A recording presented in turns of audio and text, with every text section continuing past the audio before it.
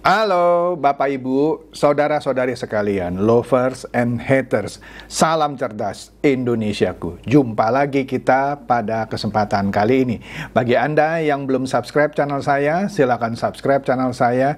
Tekan loncengnya agar Anda dapat notifikasi setiap kali saya mengupload video-video saya.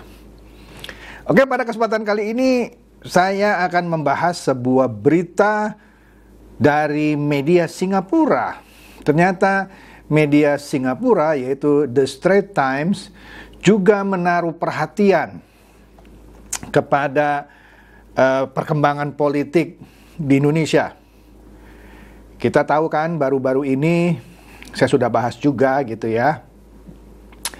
Apa yang pernah dilarang oleh Ibu Megawati 20 tahun yang lalu ya, 20 atau 20 tahun yang lalu ya, waktu Ibu Mega itu menjabat, sudah pernah saya bahas ya, ketika Ibu Mega melarang ekspor pasir laut, yang mana pada waktu itu pembeli utamanya adalah negara Singapura untuk reklamasi pantainya, memperluas area daratnya gitu ya.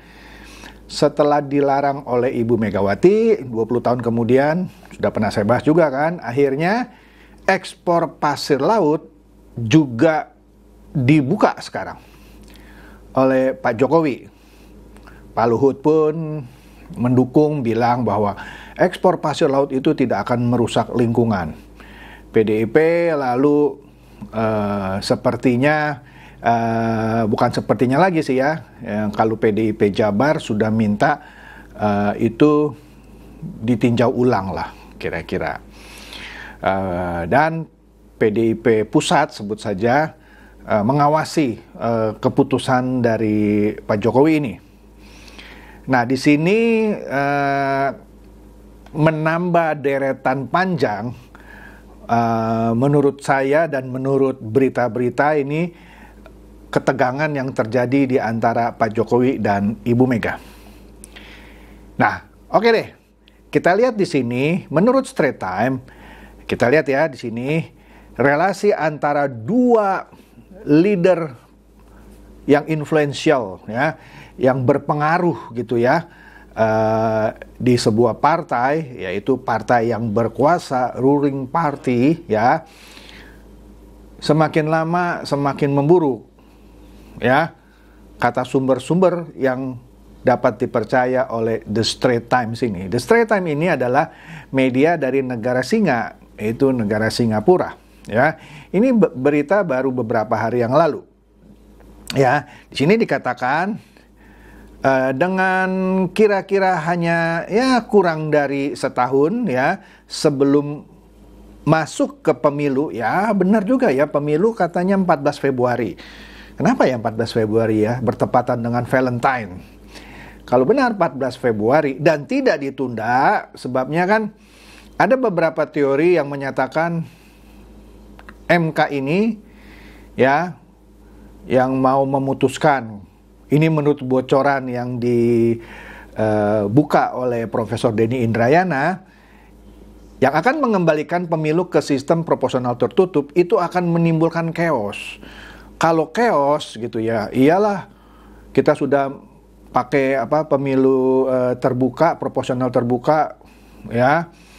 Sudah beberapa kali pemilu, sekarang dikembalikan lagi ke proporsional tertutup, cuman colok partai, itu akan menimbulkan chaos. Nah, diperkirakan kalau chaos itu terjadi, maka mau nggak mau pemilu harus ditunda. Maka Presiden Jokowi akan berkuasa, kira-kira begitu teorinya ya, 3 periode. Makanya Profesor Denny Indrayana bersurat kepada Ibu Megawati untuk mencermati masalah ini. Tapi itu nanti kita bahas ya, suratnya Denny Indrayana, surat cinta Denny Indrayana kepada Ibu Megawati. Itu menarik juga. Nah, oleh karena itu, di sini sebelum ya kira-kira 6 bulan lagi ya, menjelang pemilu, hubungan antara dua sebut saja di sini dikatakan leader, penguasa deh ya kita bilang ya, dari partai yang berkuasa yaitu PDIP, dalam hal ini Ibu Megawati dan Pak Jokowi ya, semakin tidak baik ya. Nah, Apa yang membuat hubungan Ibu Megawati dan Pak Jokowi semakin tidak baik? Di sini dikatakan salah satunya dan terutamanya adalah pilihan capres dan cawapres, ya. Nah, ini yang menjadi isu utamanya, ya. Nah, di sini kita tahu bahwa PDIP sudah mencapreskan Ganjar, ya, Ganjar Pranowo, ya. Ya, kader dari PDIP yang ketika pencapresan juga dikatakan oleh Ibu Mega seorang petugas partai yang ditingkatkan penugasannya. Gak lupa tuh saya tuh ya. Nah, di situ ternyata meskipun itu dihadiri oleh Presiden Jokowi, kita tahu kan, itu 1 hari menjelang Lebaran versi pemerintah, atau dengan kata lain Lebaran versi Muhammadiyah, ya. Itu diumumkan di Istana Batu Tulis, ya. Nah, di sini memburuknya ini, ya, satu, ya, pertama nih ya, karena kasus pencapresan, ya, di sini disebut case, ya, Ganjar Pranowo pada 21 April yang lalu, ya. Menurut Straits Times, Jokowi ini kecewa karena dia hampir-hampir tidak dilibatkan. Ya, mendengar bocoran-bocoran tapi tidak dilibatkan langsung dalam proses pemilihan atau penetapan capres dari PDIP, dalam hal ini Ganjar Pranowo. Ya, ada sebuah sumber nih katanya menurut Straits Times ya, tapi Straits Times bilang politisi senior PDIP ini yang menjadi narasumbernya Straits Times ini menolak disebutkan namanya. Ya, bisa dimaklumi lah ya kalau sampai dia namanya disebut sebagai narasumber, waduh bisa bahaya dia ya posisinya di PDIP. Dia bilang di sini bahwa Pak Jokowi sangat kecewa katanya karena hampir tidak dilibatkan oleh Megawati dalam keputusan pemilihan Ganjar sebagai capres. Oke? Bahkan dikatakan di sini Pak Jokowi sangat terkejut dan tidak menyangka bahwa deklarasi pencapresan Ganjar dilakukan pada 21 April. Padahal sebelumnya dia sudah sampai Solo untuk merayakan Hari Raya Idul Fitri. Dia sudah terbang dari Jakarta ke Solo, sudah sampai 1 hari sebelumnya, ya tanggal 20 lah. Ya, dia mendapatkan ya telepon atau apa gitu ya, diminta untuk hadir pada tanggal 21. Bayangkan, sudah capek-capek ke Solo, ya enak sih sebenarnya pakai pesawat kepresidenan gitu ya, untuk merayakan Hari Raya Idul Fitri, dipanggil pulang. Ya kan, dipanggil pulang untuk menghadiri deklarasi pencapresan, ya. Dan Straits Times bilang dia juga punya sumber kedua, seorang politisi juga katanya ya, yang tidak mau disebut namanya, ya. Dia menyampaikan bahwa kedongkolan Pak Jokowi itu semakin tinggi, ya. Nah, setelah 2 nama calon atau bacapres lah, bakal calon wakil, maksud saya bacawapres, bakal calon wakil presiden, ya. 2 nama yang disodorkan Jokowi ditanggapi dingin oleh Megawati, ya. Nah, ada 2 ternyata nama yang disodorkan oleh Pak Jokowi ke Ibu Mega sebagai cawapresnya Ganjar, ya. Yang pertama, menarik nih, Menteri Pariwisata Sandiaga Uno. Yang kedua, Menteri Badan Usaha Milik Negara atau BUMN Erick Thohir. Jadi ada 2 nama nih yang disodorkan oleh Pak Jokowi ke Ibu Mega, Sandiaga Uno dan Erick Thohir. Ya, Sandiaga diberitakan dia ini orang yang punya peranan yang sangat penting di balik kemenangan Bobi Nasution, menantu Jokowi, pada pemilihan wali kota Medan Desember 2020. Jadi sumber ini bilang Pak Sandiaga Uno ini berjasalah dalam memenangkan Bobi Nasution, menantunya Pak Jokowi, ya, menjadi wali kota Medan di Desember 2020. Oke. Sementara itu, Erick Thohir atau sebut saja keluarga Thohir nih ya, karena disebutnya beritanya begitu ya, adalah pendonor dana utama kampanye Jokowi pada Pilpres 2019. Jadi ternyata menurut sumber ini pada Pilpres yang terakhir 2019 Erick Thohir adalah pendonor dana utama. Ya ada lagi sih pasti pendonor yang lain, tapi ini mungkin besar ya dari Erick Thohir ya. Jadi oleh karena itu Pak Jokowi mungkin mau balas budi kepada Sandiaga Uno yang berjasa dalam pemenangan tadi ya, Bobi Nasution yang menjadi wali kota Medan, dan Erick Thohir yang mendanai Pilpres 2019. Oke? Nah, politisi yang narasumber Straight Time ini katanya ya menyebutkan kekecewaan Jokowi itu membuatnya saat ini mempertimbangkan untuk mendukung Menteri Pertahanan Prabowo Subianto menjadi penerusnya pada Pilpres 2024. Astaga. Jadi karena dia seperti nggak dianggap gitu ya sama Ibu Mega, ya mohon maaf ya, karena Ibu Mega sendiri bilangnya petugas partai gitu ya. Jadi Ibu Mega kan merasa gua ketua umum ya, lu kan cuman petugas partai gua gitu ya. Nah jadi mungkin karena kekecewaan itu terbersit lah. Oke deh kalau gitu gua dukung Menteri Pertahanan. Nah kira-kira begitu kata sumbernya. Ternyata apa yang selama ini udah sering heboh dibicarakan ya ini betul gitu ya. Nah ini kan menurut Straight Time gitu ya. Jadi katanya di sini ya, Pak Jokowi juga telah berdiskusi dengan Ketua Umum Partai Golkar yaitu Pak Erlangga Hartarto ya mengenai nama capres yang akan didukung ya. Adapun Golkar saat ini sedang bermanuver untuk mempertimbangkan mendukung Prabowo. Tapi terakhir-terakhir ini kemarin gitu ya saya dengar keterangan pers dari Pak Erlangga Hartarto bahwa poros itu, ini di luar berita Straight Time ya, poros itu bisa saja 2, bisa saja 3, bisa saja 4. Kalau 2 misalnya ya Pak Anies gagal, ini kan dia nggak sebut eksplisit tapi saya asumsikan, berarti cuman Pak Ganjar melawan Pak Prabowo itu 2 poros dengan siapapun koalisinya. Kalau 3 poros ya Anies tetap mencalonkan diri jadi capres maksud saya, maaf. Kemudian Pak Ganjar dan Pak Prabowo. 3 poros. Nah, ada kemungkinan 4 poros. Di mana ternyata Golkar dengan PAN saja berdua itu bisa menciptakan poros keempat. Karena total kursi mereka di DPR itu lebih dari 115. Dan memenuhi syarat untuk mencapreskan dan mencawapreskan. Menarik kan?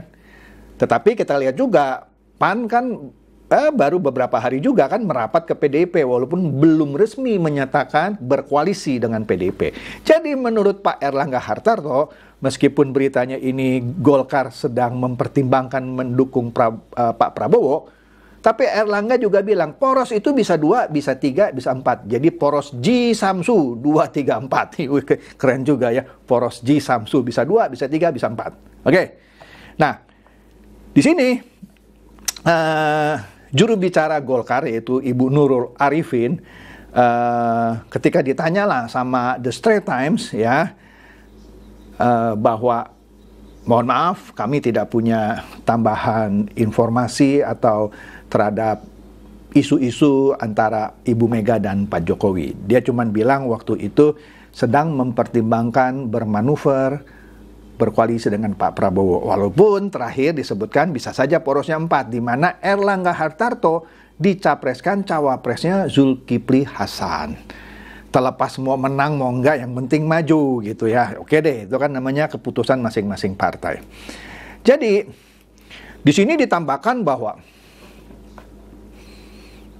Ibu Megawati menilai Pak Presiden, dalam hal ini Pak Jokowi, terlalu banyak mencampuri urusan internal partai yang bukan bagian dari kewenangannya.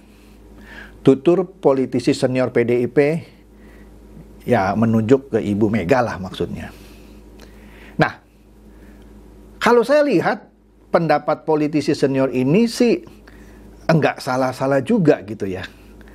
Karena mungkin di matanya Ibu Mega dianggap Pak Jokowi ini cawe-cawe dong. Ini kan urusan partai. Bener juga lo ya. Kan lu nggak suka disebut petugas partai. Kalau nggak suka disebut petugas partai, ya udah kamu presiden, kamu diam aja gitu. Mungkin ya, ini kan saya menganalisa. Lah kan gue ketua umum partai, urusan gue, urusan capresnya siapa, cawapresnya siapa. Ya lu boleh kasih saran, tapi kan keputusan di tangan gue. Iya bener juga gitu ya. Ya, aduh. Nah yang ini seru gitu ya. Jadi istilah cawe-cawe itu mungkin juga akhirnya dimanfaatkan oleh Ibu Mega gitu ya. Ini urusan gua gitu kan, gua ketua umum partainya. Ya lu siapa sih, lu cuman presiden, sudah sana. Ya tapi kalau mau konsisten seperti itu harusnya tidak boleh lagi disebut petugas partai dong ya. Kalau petugas partai harusnya kan masih bisa memberikan pendapat. Lagi pula kalau nggak boleh memberikan masukan, buat apa dipanggil gitu dari Solo pulang ke Jakarta? Dia kan presiden gitu ya, ngapain dipanggil? Oh, dipanggil karena petugas partai. Ya kalau petugas partai harusnya punya hak suara dong untuk memberikan usulan ya. Jangan bilang Pak Presiden terlalu banyak mencampuri urusan. Tapi whatever itu deh ya. Ini kan saya cuman berpendapat tuh urusan Ibu Mega dan Pak Jokowi ya. Di samping itu juga pernah saya bahas kan pada kesempatan di ulang tahun PDIP yang di JI Expo Kemayoran, Ibu Mega kan sempat tanda kutip membuli Pak Jokowi kan. Sebelumnya di acara terpisah kalau tidak salah Ibu Mega juga bilang saya prihatin nih melihat Pak Jokowi makin kurus misalnya ya. Kemudian itu body shaming menurut saya ya. Kemudian ketika di pidato ulang tahun PDIP, Ibu Mega bilang, ini Pak Jokowi ya kalau nggak ada PDIP nggak jadi presiden, kira-kira gitu. Nah, adalah di video saya, Anda lihat. Ya, jadi kira-kira itulah yang berakumulasi gitu ya, yang menyebabkan hubungan antara Ibu Mega dan Pak Jokowi memburuk menurut Straits Times ini.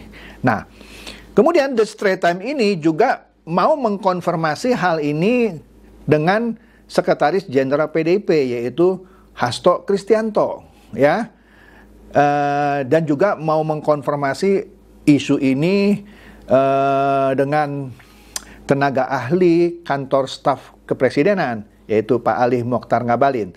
Tapi kedua-duanya katanya tidak merespon ya permintaan dari Straits Times untuk berkomentar.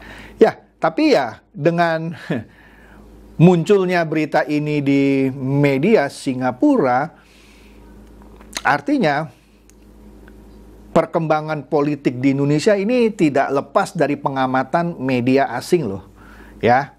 Saya nggak tahu nih setelah media Singapura, The Straits Times, media mana lagi yang menyoroti hal ini. Tetapi menurut saya ini sesuatu hal yang serius, ya.